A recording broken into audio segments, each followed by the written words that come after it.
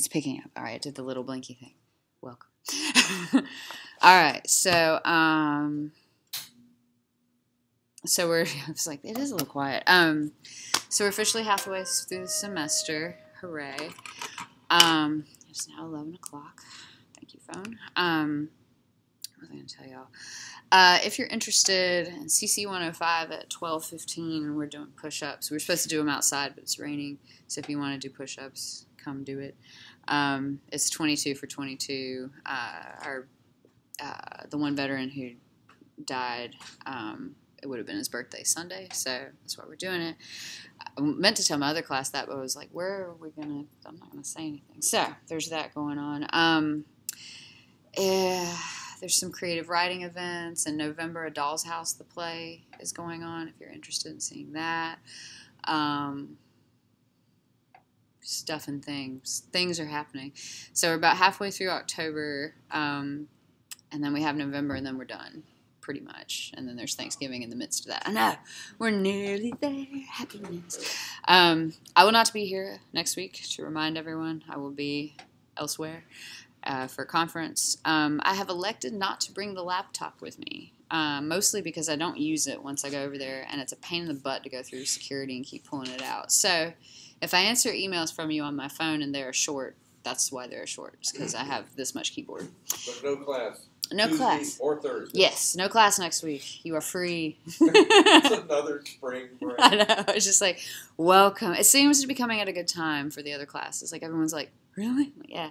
And where are you going? I'm going to Amsterdam. Cool. Yeah. I'm really excited. Partly, too, I was watching the Bourne movies the other day. They were on while I was doing work. I love Matt Damon.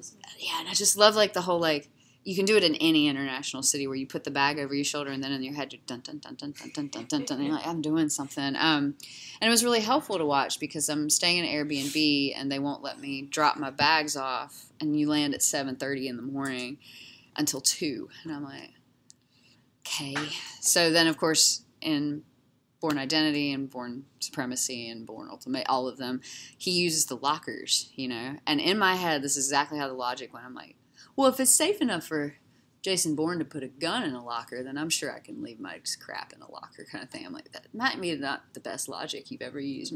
Whatever. So I'm going to use the ones at the airport. So I'm very excited to get on, and my presentation's finished, which is, I'm super excited about that. But for y'all, doobie-doo. I'll make some notes here. We were going to... It's freaking me out. It goes soft and quiet with the thing. All right. So just a few things, and I'm going to make this bigger if I can. No, not that big. It's weirder when it gets on the screen. Okay, so come here, little palette. This is old. This is a very old version of Word. Okay. So, we are about to get things away. Begin, that's what y'all will be doing while I'm gone. Reading. We're about to begin this fun book, Eichmann and Jerusalem by Hannah Arendt, a report on the banality of evil. We might not really do all of it because it's a lot to do. I'll give you a reading assignment on Thursday because y'all have a project, thing due on Thursday, so we don't need to add reading onto it. But preview on this book, why we chose this book. So essentially, there were the Nuremberg trials after the Holocaust in which, Nazis were put on trial. A lot of them, the more higher-ranking ones, committed suicide in the midst of it to get out of it if they didn't do it before they got there. But this case is done in Jerusalem. It's a Jerusalem trial. So you have to think in terms of like law and order. If you're tried, Adolf Eichmann, if he's tried by a jury of definitely not his peers, he was a Nazi German. These are, Jewish people. How fair of a trial are you going to get? Not to say that he's not bad, but just a thought. But this book... Well, he was kidnapped as well. That's true. I'm going to play the drunk history today for you, so we have the little version of it. And, Yeah. Kidnapping is punishable by death in some... Yeah, it was supposed to be like extradition. You're like, what are we doing? So the people who kidnapped him should be brought to trial and convicted and executed. That's only fair. Now, I'm devil's advocate. I was going to say that, but that it won't happen. No, it's not going to happen, but there's a lot of prejudice in this. Yeah, it's something to think about. It's extreme. Prejudice in the extreme. But it was it's one of those things where it's sort of like, you can always make a movie where you kill Nazis because it's the thing we've all agreed on. And so in this instance, at the time, and this is what I was going to talk to you a little bit about today, at the time, no one was going to go up and say this was not a good idea. So why I picked this book for this class. This book, it really flipped my head when I read it in graduate school. So that's how far up we are. We're in graduate reading level. No, I have no idea. Hannah Arendt's a journalist, but this idea of like how responsible we are, what is community culpability? And I had never thought of that before. Like the quickest example I can think of is that I remember the professor was talking, and he was talking about litter. And at the time I was a smoker, and I was like, how many times have I just gone like this and not thought about it at all? You know, like how much of the world have I covered with Marlboro lights? And so but then you start thinking about other things like it can go with anything, like the war on drugs. It can go with sustainable fashion. Like it covers a lot of things beyond just that. But a little note on that. Okay, so here's your notes. All right, so Holocaust, literature, film. I want the caps. And etc. Okay, so there were eras. All right, so the first one is the post-war era. So right after the war, it's by scholars, they call it the time of aggressive silence.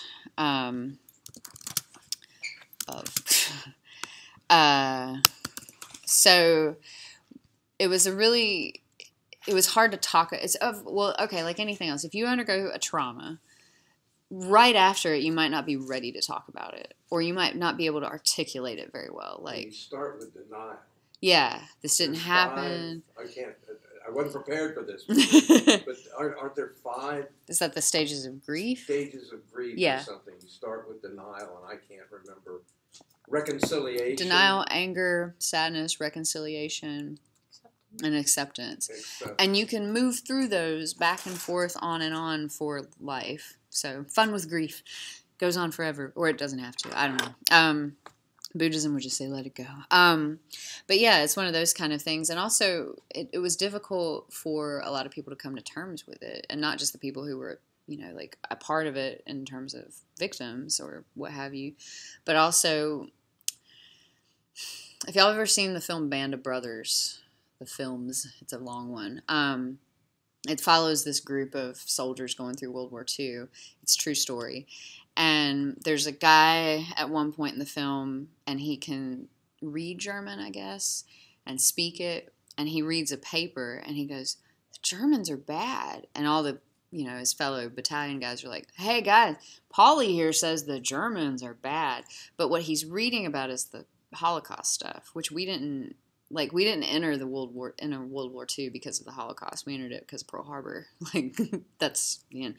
Also, people didn't always know, which we'll go into more at the end of the semester with what we knew. Terror and murder and mass murder, Germany. But a lot of people were sort of aware, but not entirely aware. Not everyone got to be Oscar Schindler and his gal pal on the top of the horse on the bluff looking down at the ghetto. And also when things like that happen, a lot of people go away, you walk away kind of thing. Or you stand and stare and do nothing. So then what do you feel about that kind of deal? And sometimes you're just a bystander. But okay. So, and I'm going to play y'all an example of some of that, like what came out post-war. Then, so to be the 1600s, 1960s, and 1970s. Okay. In this period, we'll do enhance. We have enhanced visibility, and there was the first Holocaust movie. I want to say Meryl Streep was in it, but I don't think that's true. And then, of course, 1961. Look, type. I can't talk and type at the same time. That's when we have Eichmann, capitalize it, Jerusalem. Okay. So that's when this comes out. So that now people, there's, about 20-something years have passed. So now people can talk about it a little bit more. People are starting to say things like, if you look at memory studies, there are lots of theorists and people who are going, how can we take pleasure from this as art, and how can we use this as a method of healing? And, they're talking about it. They're overthinking it in a lot of ways. But that's sort of when this come out. So this is where we're at. Where we just were, because I'm nothing if not anachronistic, am I done with the heck? Is since the 1990s, which is when Schindler's List comes in, you have the Holocaust takes a central presence. And if you're like, what do you mean by that? Each year, if you just go back and look on IMDb, every single year we have a Holocaust movie come out in some way, shape, or form, or a World War II movie. It can be something like Dunkirk, which doesn't really have much to go with the Holocaust. But Inglourious Bastards, that came out by Quentin Tarantino, that had some motives in it, kind of thing. So one of the big things, or two, I guess. Let me type it. Okay, this is much better. The whole idea of we must think about the morality and the ethics that got challenged because of this incident in history. What have we learned from it? Can we learn? Have we learned from it? That sort of thing. That kind of came up as a big deal. And that Schindler's List is a really good example of that. And that's of this era in the 1990s. Also, many scholars argue the Holocaust became Americanized, meaning that it became a box office gold. You can make a movie about it. Yeah. Yeah. I will try. Better? Okay. Because it always messes with my screen. But yeah, this idea of sort of not a Disneyfied version of it, but now the Holocaust is something that we can be entertained. If you look at book lists too, A Light in the Attic is by Shel Silverstein. What are you thinking of? What book? Come on. There's a book that just came out, All the Light We Cannot See. And there's all these books that come out. My mother really likes to read them, so I hear about them a lot because she's into reading about it. But All the Light We Cannot See is the story of a blind girl who basically survives the Holocaust because of her father's puzzle making skills or something. It's a decent read. You got a couple hours you want to kill. It's nice, but it's not that different. It's not a true story, kind of thing. It's just now here's a new story that we're going to make about the Holocaust, kind of thing. And it's acceptable to keep doing this because we have this idea in our head, which I don't think is a bad idea, where we must remember the tragic things that happened so they don't happen again. That seems to be the MO behind it. Okay, so those are the eras of sort of how the Holocaust has worked around. I'm down here. So I'm going to talk about Nietzsche for a second. I'm just going to do this. Oh, I have it right in front of me. S-C-H-E. I always misspell his name. Okay. Because we can't quite separate. This is going to bother me. Let me do this really quick. Not there. Not there. There. Right? There. Will you do it? No, you're not going to do it? All right, fine. We'll just put it like that. For now. Formatting gets on my nerves sometimes. So I'm because this seems sort of and now we're just going to switch pages. But a couple of things that Nietzsche said, and this is from, I think, chapter 5 of Hicks, which you weren't required to read or anything like that. I just wanted to reference it so you know where it is. Culturally, in the 19th century, Europe,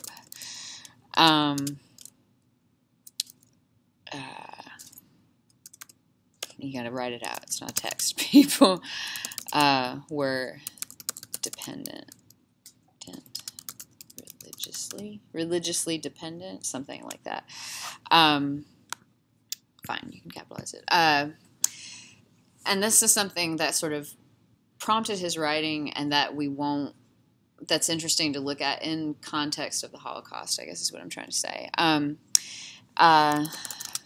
The end thing was, let me spell it right, nihilism, was nihilism or nihilism, depending on how you want to say it. I'm from Monroe, North Carolina, so I'm going to say it nihilism, which is basically you don't care about anything kind of thing. You're not,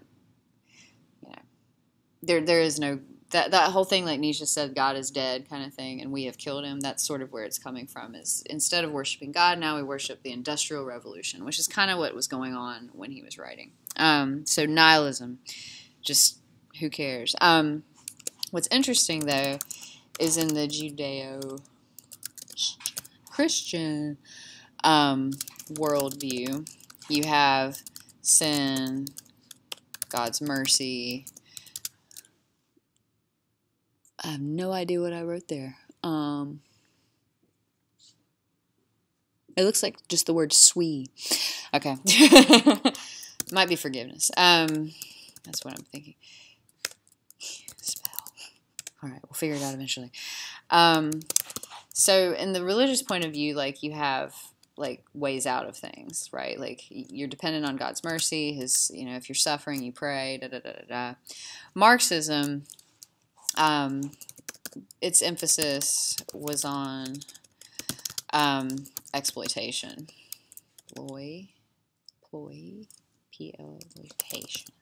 It'll correct me.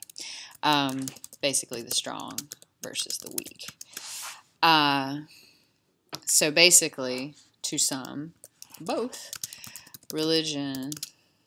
I know I didn't spell religion and socialism. Thus glorify weakness, and need. Okay. I know that's spelled. Okay. So that's sort of where his ideas were born from, is what I'm trying to emphasize there, is that religion and socialism glorify weakness and need, and he wanted people, he said, Nietzsche says, let me see if I can move it over here. Nietzsche says, where are the strong, courageous men? Okay, I'll spell it because it's going to bother me. Okay. That was his big question. Like, where are those people now in this time of society? Like, where are they going to come up, kind of thing. And it's something to think about in regard to when we read this book. So it all comes back around, because that's one of the questions I think that the author is asking. That's in the title, A Reporter in the Banality of Evil. Because you see this little guy, and you hear all these things that he's done. Sometimes it's comical how he'll be like, I don't remember this, or da-da-da. He's a real people pleaser. But in contrast, where we just saw like Schindler being like, I'm going to be a strong, courageous person morally, and also, money and all that kind of stuff. So the courageous man coming out of the Holocaust experience is a German breaking the rules. So what do we make of someone who followed them? Is that make for a strong and courageous person? Not necessarily all the time, right? Like, that's the whole crux of the whole Harry Potter series, is that Harry does brave things and breaks the rules. Like, it's value ethics theory. I'm getting in my philosophy now. But value ethics theory is one of my favorite things, because basically the things that we value are the things that we transpose our ethics on top of, kind of thing. So if we value, what's a thing going on? Well, like the thing I've said before, like, if we really valued education, wouldn't we do a lot more to safeguard it against not only like school shootings and what have you, but like, wouldn't we pay the teachers more? And I'm not me, like the ones in K through 12. because their starting salary is crap, and their job is crazy. Now you hear teachers are working like 2 or 3 jobs, and you're going, this isn't going to bode well for the youth. So where are the strong and courageous men? So that's sort of what Nietzsche asked within his whole philosophy. I don't know who we can qualify as that, but it's just sort of something to think about, these little bits and baubles here from the chapter on Eichmann and what have you. So I am going to try, I do not know if this will record with QuickTime, so people online, if it doesn't, I'll put the link up. So drunk history, Adolf, yeah, just that. Let me see if we have the episode. I should have checked. Yes. Is the value ethics theory like the end justifies the mean? Or is it somehow It's not quite as cutthroat as that one. It's actually more what you value is where your ethics, like if something has no value to you, then you don't see it as having a worth or having any investment into like good, bad. You don't have any judgment on it in terms of what its value is, kind of thing. Like it's easier to do with a random object. All right, so this phone means nothing to me. I know that if I were an emergency, it might mean more, but we already know that the call button works under the desk, so I'm not too worried about the phone. But its function, as long as it functions, its value is good. If it doesn't, its value is bad, because that's the only ethics I need, and the only thing that I need from that phone is if it works or not. Sort of like you'll notice if you're ever on social media, that's the easiest way to do it. But in the news as well, you'll notice how certain people don't get mad about some things, but they'll get really mad about other things, kind of thing. Like they have pet causes or something like that. Or I didn't read the whole story, but that's too pop culture. That's not going to work. Let me think harder. Rules. I'll just keep using Harry Potter. It's easier. So Harry Potter values he values defeating Lord Voldemort and and keeping his friends safe more than following the rules of the school. So his ethics are skewed more towards his values versus a communal value system, I guess, or a communal ethics system is what I meant to say. That common example they give about the guy breaking into the store to get the medicine for his dying wife. Mm-hmm. Was it right or wrong? Right, yeah. And for him, that's the end justifies the mean. Yeah. Sometimes though it's not so cut and dry as just as that, which is why I'm struggling a little bit, because end justifies the means well, I can do this because this is what I value, kind of thing. But value ethics, do anything. Right? Value ethics theory is more. I don't like. You can make kind of like opinions on food, kind of thing. Like it has no value for me, so therefore I don't understand the value of the chickpea or kale or something like that. Like my ethic, people who are vegetarian, that sort of thing. Like I'll read more and come back more with that one. Value ethics theory is one of those things like you read it and you're going, yeah, I got this. It's like this much. Let's just Google it because I'm saying like I'm gonna dig myself in a hole. There we go. Come to mother. Theories within normative ethics include utilitarianism, consequentialism, contractualism, virtue ethics, and more. Value theory is concerned with a theoretical question between value and goodness of all varieties, questions that often cross the boundaries between normative ethics and the meta-ethical. That's not as helpful as I thought it would be. Let's go to the Stanford Encyclopedia. Maybe to the right. The value theory. Oh, Wikipedia. Darn. Hold on. That's cheating. I was like, oh. Let me see. You can go to Stanford, you can go to Oxford. The Stanford one, I like to show this to people because, like, if you ever have, like, a theory thing that's tricking you up or, like, you have a philosophy thing, use this because it's very helpful. The theory of value begins with the subject matter. So if pleasure is good or bad, it would be good or bad. Good. The idea of things being good or bad. That's where the whole theory starts. Good or bad. So Mac is the best worst thief around. But the word value doesn't appear anywhere on this list. It is, however, full of good, better, and best, and correspondingly bad, worse, and worst. All these words are used in a number of different kind of constructions, of which we may take 4 to be the main examples, things that are good.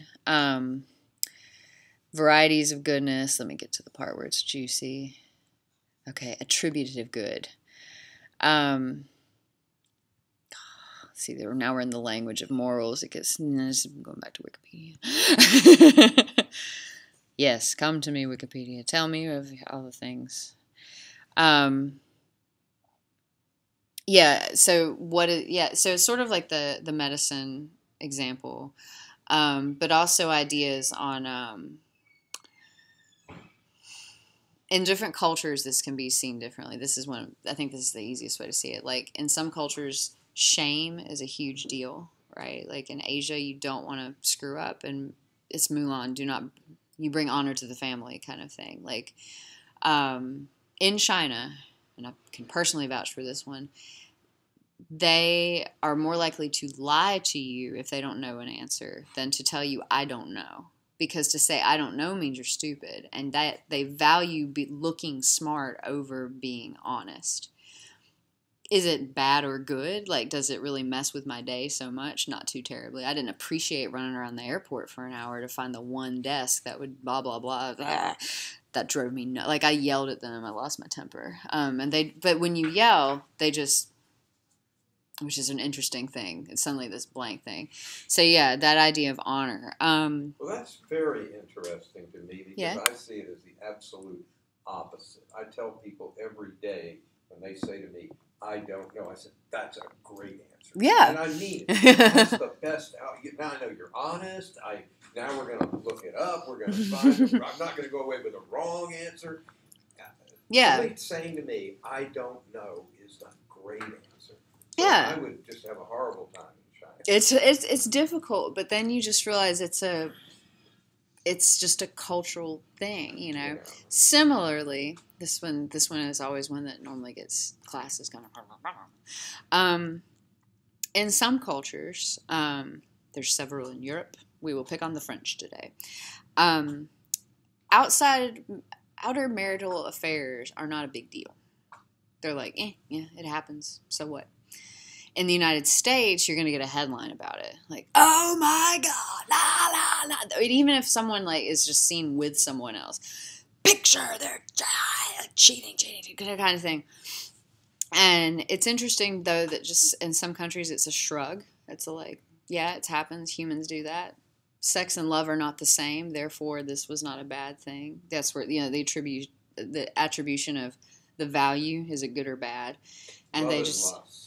Right, and they see a big distinction between the two, and whereas our country, the United States, largely don't really see that the same way, kind of thing. Pornography, there's another great example. Europe, not even just pornography, breasts. All right, we'll talk about breasts. It's always a fun topic.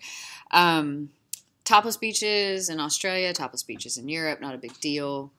I'll never forget going up the Paris metro the first time I was there, and there was this ad for a book, and in between the pair of breasts was the book, and I was like, I'm from small town North Carolina, I'm like, oh my God, can they do that? Kind of thing, like, then you get used to it. But if you go up to the Kangaroo just up the street, and you see they'll have Hustler and Playboy behind the counter or whatever, but there's that big thing in front of it, so you can only see the title of the magazine. Europe, it's just on the shelf. Who cares? The human body isn't something they worry too much about. Again, it's just sort of, that's where the values and the ethics kind of come in, because they don't see it as something worth worrying about. So that works right up until you get to the Middle East. And then it's over. Then there's we decided your values, and I think yes. And if religion is what is shaping values and ethics, not that that's wrong or right, but how much of that goes into public policy can be something to think about as well, kind of thing. The bumper sticker for the anti-abortion stuff that says "Get your theology out of my biology." That idea is like, are you allowing your religion to shape the public policy, or are you actually talking to people?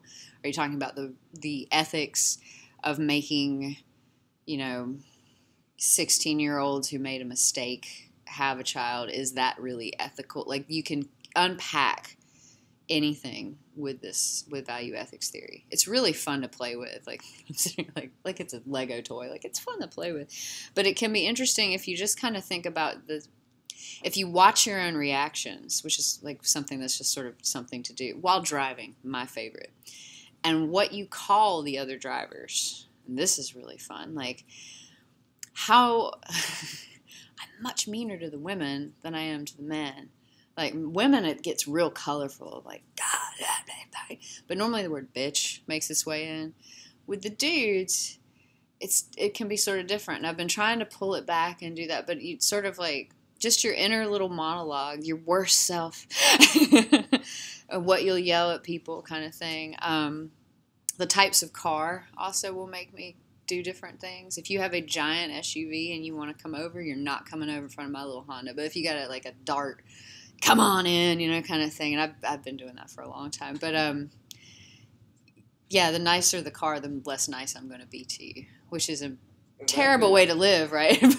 Well, some could be completely the opposite. Yeah. That I'm going to let the BMW in because I'm impressed with the BMW. Right. Where I'm like, you should be driving that car better. Yeah, you're the opposite. You know the difference in what is it, a porcupine and a Porsche? Yeah. You know this one? Yes, yeah. That's a good one. Shall I say it? Yeah. The pricks are in the inside of the Porsche. Right. But that sort of thing. And to preface all of that, I did when I flunked out of school as a freshman in college, I spent about a year driving from my home, which was about an hour away, into Charlotte traffic to work in a building in Charlotte. So I got really, and you have a lot of bankers in Charlotte and people with like super nice cars and things, and you just get really like, I think it's still residual problems with that. But anyway, but that sort of thing, like, it can be something you can apply to anything. You can apply. I mean, it's a wonderful, like, I'm really wishing right now that like Gordon Hayes, our previous EVCA, would float into the room and be like, let me explain it to you, because he could unpack it in like a sentence where I'm fumbling up here. But idea is, what is good, what is bad, is essentially, that's the biggest jump on it, is what in value ethics theory is what is good and what is bad, and how do we decide? What you value is ethically good, and what you don't. So what you value is ethically good, you're saying, and if you don't value, it's not necessarily ethically bad. It's just a non. It's more. How do your ethics inform your decision on what's good and bad? Okay, so religion can be very involved in this. Yeah, As yeah. a Christian, for example, you could completely shun any Muslim beliefs. They have no value. Right. It's just, you dismiss it because you say, good word. Yeah, and so there's that. But I mean, because it's much, that's when it's really fun, is to put it like religion and politics and anything like that. When you say like, the apple is good, the banana is bad. That's when you kind of can break it down to sort of like, why do I think one is better than the other? And then you can ratchet that up to like, why do I think this candidate is better than this? That sort of thing, like that sort of stuff.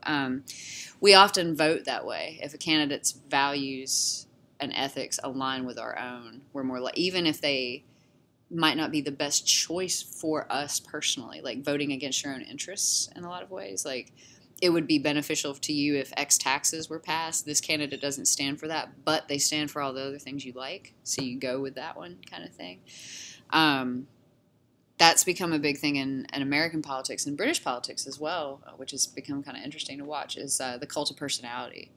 If you entertain me, I'll vote for you because you're fun to watch, and I need fun in my life. Like Boris Johnson, who's not a dummy in Britain. like, why, Britain, did you do that kind of thing? Like, what is going on? Because he was entertaining. He'd get on and say silly things. He's witty as anything. That's what happens when you go to Oxford. But you never know. So Al Franken could have gone a long way. Yeah, yeah. And his is like the whole experience of poor Al Franken with the, like, Me Too and sexual assault. We're starting to see, like, little, not backlashes, but moments of pivoting where people are saying, perhaps we acted too hastily here, kind of thing. Like there's a whole New York Times thing on the Al Franken thing, and a friend of mine read it, and I was like, I'm going to have to say I side with Al now. Is that okay? Kind of thing. And he's like, yeah, I don't know. Like, Kelvin is just like the brightest human being. He's a professor in New York, and he'll send me stuff, and I'm just like, never thought of this before. But that idea of just sort of like, we get really reactionary, and there's not a lot of thinking. So value ethics theory, if you think about it ahead of time, maybe you'll be better prepared to not be reactionary, kind of thing. This is where I use it because that's, to quote Tupac Shakur, I aspire not to be a reactionary motherfucker. We'll see how close I get to my aspirations. Oh, I closed it. But yeah, so we're not going to go into it too much. I know the class is called Readings in Philosophy. But it's something to think about when we read this guy's story, because half of it is you going, you idiot. And the other half of it goes, how many people do I know who would act like this versus act like Oscar Schindler? It's harder to be, the whistleblower, the rule breaker, the under the table guy kind of thing. Like, I don't know.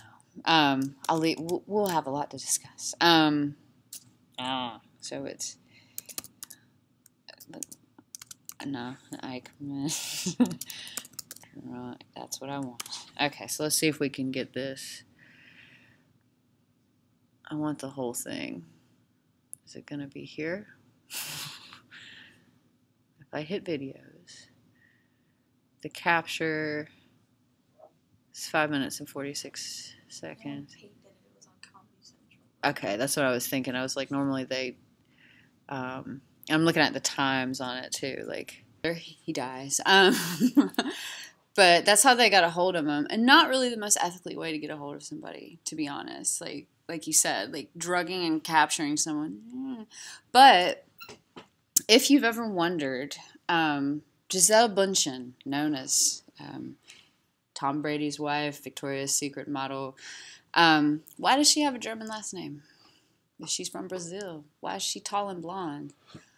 Lots of Germans went to South America. That's why you have people like that kind of coming out of there. And I love showing that to people because they're like, I never thought of it before. But Brazil, also, a professor once told me, he was a cultural anthropology professor, and he said, if you ever want to fake a passport, it's either American or Brazilian. So, because we look like everybody. The two countries have everything kind of mixed in. But like Argentina and Chile and all that kind of stuff, you'll find some random kind of tall blonde people, and they're generally Nazi adjacent, I guess is the best way to say it. Hopefully that recorded, I'm not sure. So any questions on any of this kind of stuff I just kind of tossed through real quick? 9, doing good? All right. For assignment 1, and I'm going to put that link up there real quick. It is on Blackboard, and there's a little, like, 7-minute lecture on how to do it. I wanted to give y'all an example, if it'll let me. Is the 7-minute lecture one the one you just sent in an email like yesterday? I'm not sure. No, that was our lecture Because I thought you that were we going to post it. participated in last week. Yeah, we have a couple students who are being really good and telling me my links are messed up. I screwed up like 2 different classes' links the other day very badly. But if you go to your class, because I had sent y'all, the lecture that I sent out was actually an assignment for a different class. Like, I just copied the same link twice. So it is now correct. That's why it's updated. So I was like, crap, here we go. If you go under announcements, and I know I can hit the student mode, but this thing's moving so slow, there's the October 3rd lecture, October 8th lecture. But if you go under course content, it should be where things are. I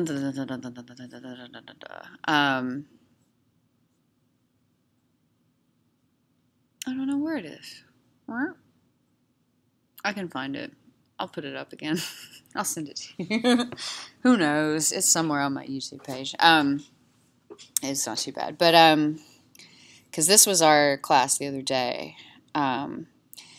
This is something, if you're looking for just something to be like, what is weird in the world? It's from the Last Week Tonight with John Oliver, just something I had found the other day. It was like, let me show you that. Did I not put the link in here? Dang. Okay, hold on. Okay, new tab.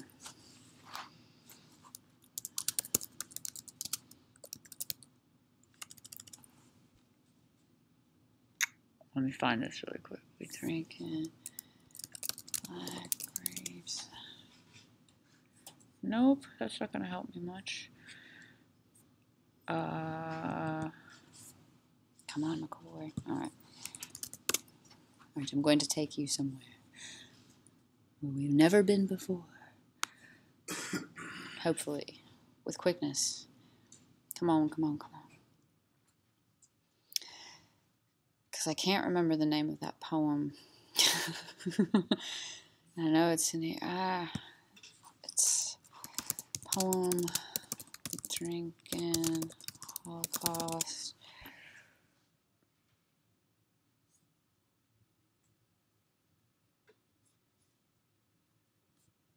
Would kidnapping Eichmann have something to do with the value ethic theory?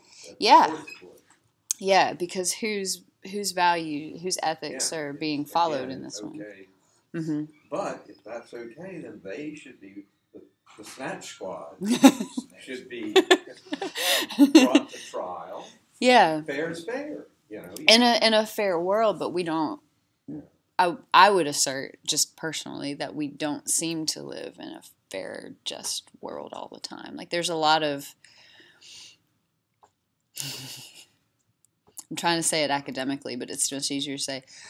And it's been going on a long time, but there's a lot of people, a lot of black people who are getting shot and arrested unjustly, and mostly killed, though, unjustly. And time after time after time, the killer gets acquitted.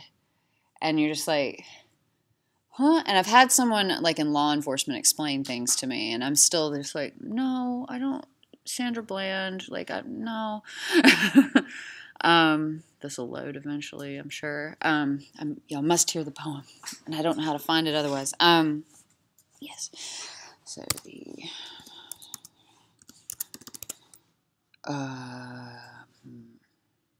which password is it? I think it's this one. Green thumb? Anytime, please. Okay, so this is just for, what am I looking at? This is the University of South Wales, University of New South Wales. Moodle, this is their version of Blackboard.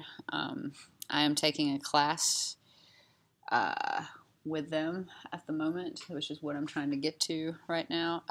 It used to be in this folder, but I know I moved it out. Yes, I got the password right on the first try. So I'll show it to you. It's also, for me, it's a horrifying example of what an online class really should look like and what I don't do. It's really slickly done. So, hooray. Anytime. Come on, open up. So I'm taking a course called War and Memory. And one of the units we did was the Holocaust, which is why I ended up watching Schindler's List many, many times. I've not read things. Oopsie. Okay. No. I need the modules. Dun dun dun dun dun dun dun. See, I just do my Jason Bourne music all the time. Dun dun dun dun dun dun dun dun. It's funny watching the first one, by the way, if you go back at the Bourne movies. Come on. Lest we forget. Bingy bongy boo. Come on. This is the one I want. I want to go here. take me there. I think the computer moves slower when it's hooked up to the system, so apologies. But as you can see, they do assessment, and you have to put things in, and I'm running out of time. And our semester started in July, and we will end here in November, I believe. Okay, come on, give it to me. Give me module 2. It's not Primo Levi. All right, well, as I'm loading things, during that first era of like right after the war, like stuff that would come out,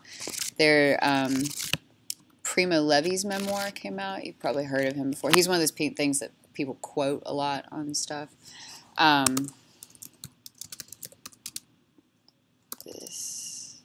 Okay, and the title of his book was "If This Is a Man." This is an example of that Americanization. You can get the whole PDF online if you feel like reading it. It's real fast. It's not told in sequence. It's a jarring read. But that was the original title, If This Is a Man. When it was sold in America, it was called Survival at Auschwitz. So that's the Americanization version, is we got to sell the book, so we're going to give it a more sexy title. Okay. It's Porcelain. All right. So this will come up.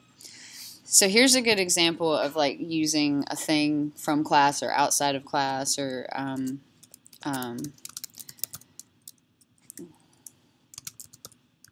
okay.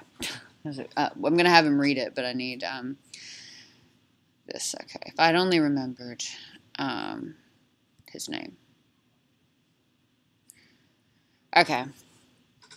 So this is a poet, and he came out and he made a poem, and it's his only poem. He survived the concentration camps. He's actually Italian. He got out of... No, that was Primo Levi. I'm sorry. Wrong guy. Okay.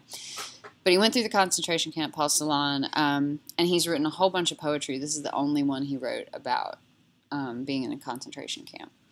So here it is. And I'll try to pull the English up here. Come on. I don't know if can it play at the same time? Okay. Todesfuge. Schwarze Milch der Frühe, wir trinken sie abends, wir trinken sie mittags und morgens, wir trinken sie nachts, wir trinken und trinken. Wir schaufeln ein Grab in den Lüften, da liegt man nicht eng. Ein Mann wohnt im Haus, der spielt mit den Schlangen, der schreibt, wenn es dunkelt, nach Deutschland. Dein goldenes Haar, Margarete. Er schreibt es und tritt vor das Haus, und es blitzen die Sterne. Er pfeift seine Rüden herbei, er pfeift seine Juden hervor, lässt schaufeln ein Grab in der Erde. Er befiehlt uns, spielt auf nun zum Tanz. Schwarze Milch der Frühe, wir trinken dich nachts, wir trinken dich morgens und mittags, wir trinken dich abends, wir trinken und trinken. Ein Mann wohnt im Haus, der spielt mit den Schlangen, der schreibt, wenn es dunkelt, nach Deutschland, dein goldenes Haar, Margarete, dein aschenes Haar, Sulamit. Wir schaufeln ein Grab in den Lüften, da liegt man nicht eng. Er ruft, stecht tiefer ins Erdreich, ihr einen, ihr anderen spielt weiter zum Tanz auf. Er greift nach dem Eisen im Gurt, er schwingt, seine Augen sind blau. Stecht tiefer die Spaten, ihr einen, ihr anderen spielt weiter zum Tanz auf. Schwarze Milch der Frühe, wir trinken dich nachts, wir trinken dich mittags und morgens, wir trinken dich abends, wir trinken und trinken. Ein Mann wohnt im Haus, dein goldenes Haar, Margarete, dein aschenes Haar, Sulamit, er spielt mit den Schlangen. Er ruft, spielt süßer den Tod, der Tod ist ein Meister aus Deutschland. Er ruft, streicht dunkler die Geigen, dann steigt ihr als Rauch in die Luft. Dann habt ihr ein Grab in den Wolken, da liegt man nicht eng. Schwarze Milch der Frühe, wir trinken dich nachts, wir trinken dich mittags, der Tod ist ein Meister aus Deutschland. Wir trinken dich abends und morgens, wir trinken und trinken. Der Tod ist ein Meister aus Deutschland, sein Auge ist blau. Er trifft dich mit bleierner Kugel, er trifft dich genau. Ein Mann wohnt im Haus, dein goldenes Haar, Margarete. Er hitzt seine Rüden auf uns, er schenkt uns ein Grab in der Luft. Er spielt mit den Schlangen und träumet. Der Tod ist ein Meister aus Deutschland. Dein goldenes Haar, Margarete.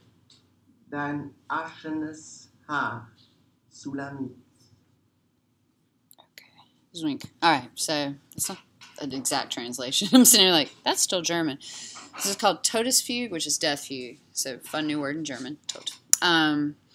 But if I were going to write a paper talking about like Schindler's List, some of the stuff we've gone over, this would probably be an example because I'm an English major and this is where I go, is the poetry.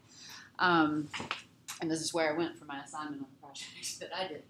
But that repetitive, we drink in the midday, we drink and we drink and we drink, because that's the one thing you're like, I understand that very good. But what are they drinking is black milk. And that idea of like, you're like, does that mean sour? Like, generally milk is white or creamy color, kind of thing, like almond milk, soy milk, you go through all these things. But there's some stuff in here, like the golden hair of Marguerite, that's a classical reference. So that's one of those things that writers do where they're like, I will draw this classical reference and make you think of something else. But if you're not familiar with it, it doesn't really mean anything.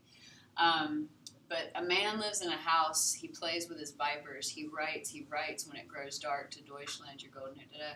He writes it and steps out of doors and the stars are all sparkling. He whistles his hounds to come close. So this man is the concentration camp guard guy. And he sits in the house and he writes to Germany. So maybe they're not there.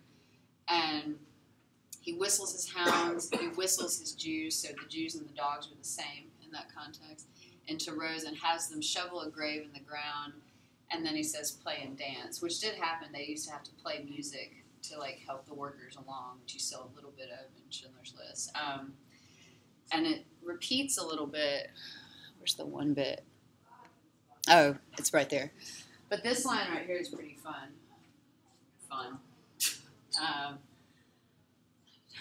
We shovel a grave in the air, there you won't lie too cramped. And that's the idea of your grave is actually being burned, because your ashes go up in the sky. But that idea of in a grave in the air, you won't lie too cramped. Of course, in the concentration camps, you're all right up next to everybody kind of thing. And so what I would do is kind of use this to sort of talk about what I saw in Schindler's List, if it were me writing this assignment, what I saw as interesting, and how, like, he lives in the house and he plays with his vipers. What does that mean? Because like I said, I'm an English major, so I'm going to close read everything and zip it through. But y'all don't have to do that particularly for the first assignment. It's more what you're interested in and how you want to explore it. So maybe that clears up a smidgen for questions. But you said, I may have misunderstood something. Yes.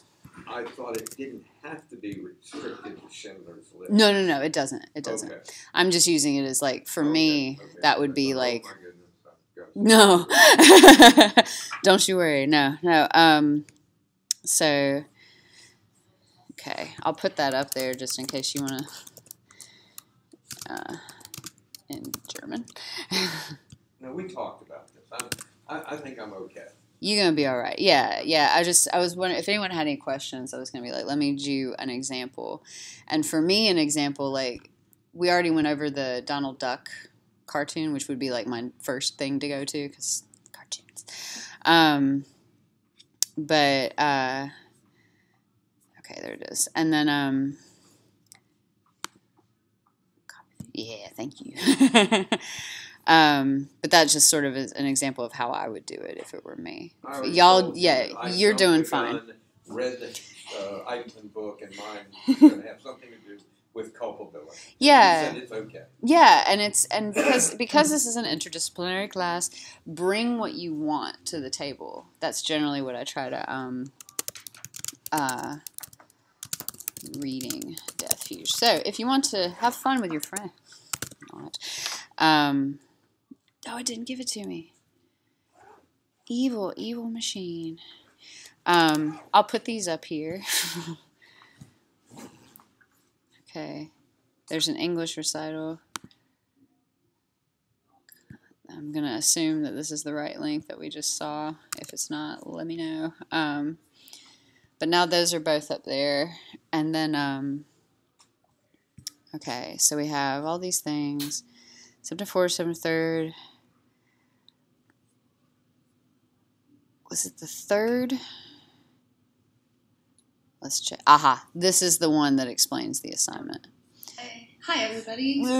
Okay, we don't want to hear that. I hate hearing my voice. So this is the if you're looking for like the actual like when I'm going over it again, October 3rd. And then it's right above the assignment, if that helps, the orange thing. But yeah, so we have some defuge. But I just thought that was it's just a groovy little poem.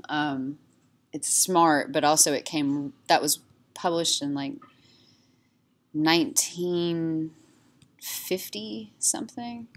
So it was real fresh. And that we drinking, and that sort of hopelessness and still continuing to drink poison, I guess you could say. I don't know. I'm kind of dark, but I think it's pretty groovy. But yeah, so I will also put this up as well. So let's save that where you want to save it. What's today? Today is, yes, 15th. 15 Oct 19. And let's put that on the desktop so it doesn't get lost. Drink. Wink. All right. Groovy. So if you have any questions on it, definitely email me. I'm around. My email. And we'll turn that in on Thursday. Talk a little bit more about Eichmann stuff, and then you get a week free of me. So let me know if you need anything. Au revoir. Auf Wiedersehen. Or in Dutch, bedankt. Tot ziens. Mahalo. Ciao. Arrivederci. Doe, a deer, a